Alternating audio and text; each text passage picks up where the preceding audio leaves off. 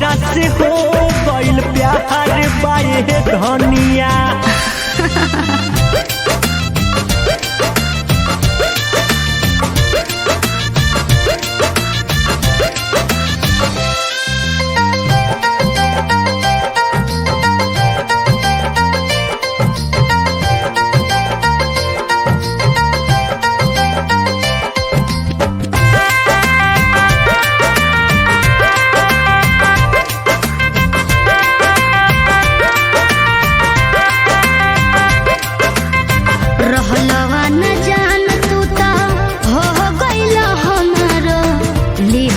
प्रीतिया जोड़ नेहिया सनेहिया हमसे लगवल जियारा जुड़ा दिहल मोर हो।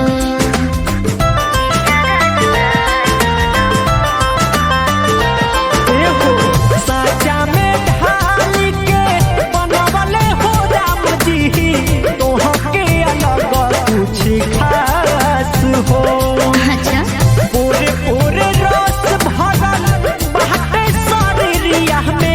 बोलिया में आवेला मिठास हो। सावन के जैसन भइल हरिहर बहदनिया चाटल चाहे लहकाहे लभ के चहतनिया। गज पे आइल बहार बाए धनिया, गज पे आइल बहार बाए धनिया।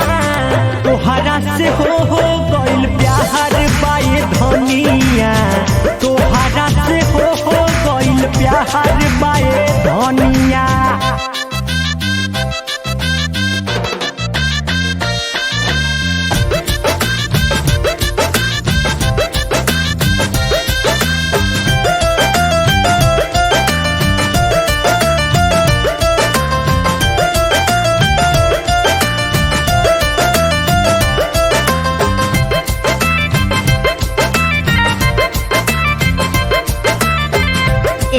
सवरिया दिल के भीतरिया सांस बन के गइल तू बस हो।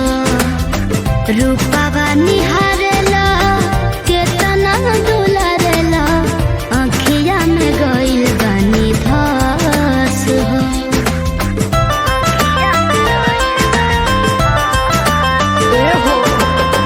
मुँह चूना मुनावा गुलरी के फुलावा सुगिया नियन उठलाल हो।